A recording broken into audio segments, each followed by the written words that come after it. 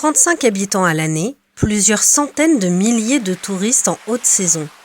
Voici Talmont-sur-Gironde, un village charmant, fleuri, historique, au trésor funéraire inattendu.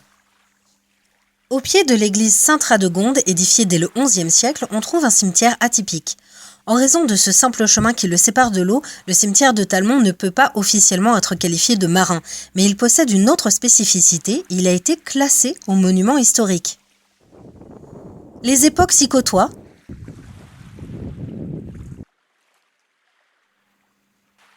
Les guerres de religion ont laissé leur marque. Et à Talmont, particulièrement, ces guerres de religion ont sévi, comme dans toute la région.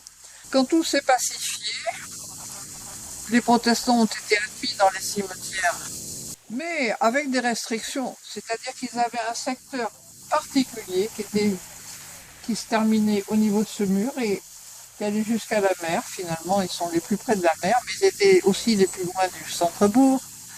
Ils avaient une entrée spéciale avec une rue spéciale, dont la rue du Canon n'existe plus, mais le cimetière protestant a toujours sa zone réservée. Et la mer est partout.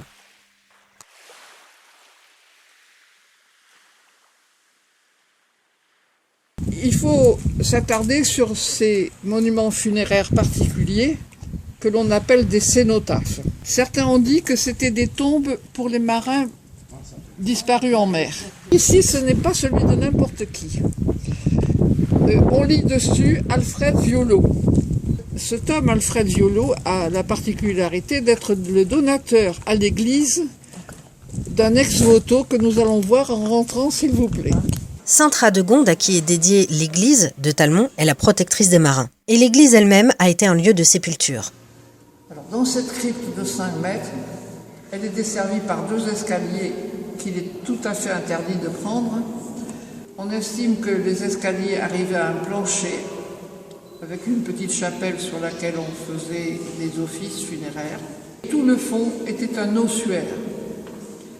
Et avant que le cimetière soit créé autour de l'église comme il est actuellement, il semble que l'on mettait les morts dans cette crypte collective. On a sorti des tonnes d'ossements.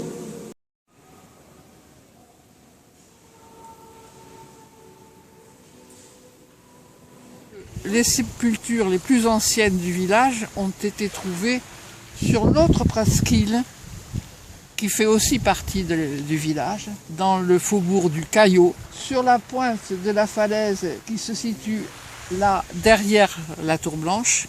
Dans cette falaise, on a trouvé une importante sépulture que l'on a chiffrée au Xe à XIIe siècle. Épidémie, guerre de religion, ancrage de famille. L'histoire funéraire de Talmont est riche, elle reflète tout simplement celle des hommes.